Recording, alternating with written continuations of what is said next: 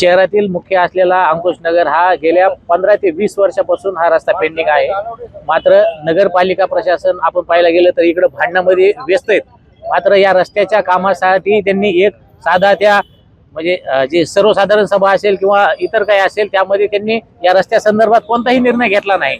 आता डीपीटीसीची उद्या बैठक होणार आहे, त्यामध्ये पालकमंत्री आता हे रस्ता मंजूर करतील का हा देखील प्रश्न उपस्थित केला जात आहे। कारण नगरपालिकेने हे रस्ते त्या डीपीटीसी मध्ये घेतलेत का नाहीत हे देखील आता सांगण्यासाठी सुद्धा इथं लोक येत नाहीत। आणि पाहायला गेलं तर नगरपालिका आम्हाला सांगते 2023 ला आम्ही हा डीपी प्लॅन 3 तयार केलेला आहे आणि तो एकनाथ शिंदे साहेबाच्या नगरविकास खात्याकडे पेंडिंग आहे। मग 2023 पासून नगरविकास खात्याने कोणती बैठकच घेतली नाही का? एकनाथ शिंदे साहेबांनी कोणती बैठक घेतली नाही का?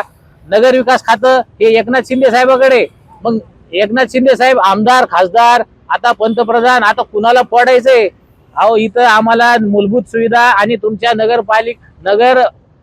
नगर विकास खात्याकडे हा विषय आहे। तुम्ही आमच्यासाठी एक बैठक घेऊ शकत नाही। जर तुम्हाला बैठक घेता येत नसली तर तुम्ही या खात्यासाठी दुसरा मंत्री नेमावा आणि तुम्ही तुमचं आमदार खासदार जे फोडायचेत ना ते फोडायचं काम करावं। मात्र आम्हाला या बीड शहरातील जे 17 रस्ते पेंडिंग आहेत ते तात्काळ मंजूर करावे आणि आमचा हा प्रश्न मार्गी लावावा। जर हा रस्ता मार्गी लागला नाही तर आम्ही येणाऱ्या 15 ऑगस्ट रोजी या जिल्हाधिकारी कार्यालयासमोर आत्मदहन करून आणि जे मिनिस्टर या 15 ऑगस्टला झेंडावंदनला येणार आहे त्याला आम्ही झेंडावंदन सुद्धा करू देणार नाही, असं देखील मी या निमित्ताने तुम्हाला सांगतो।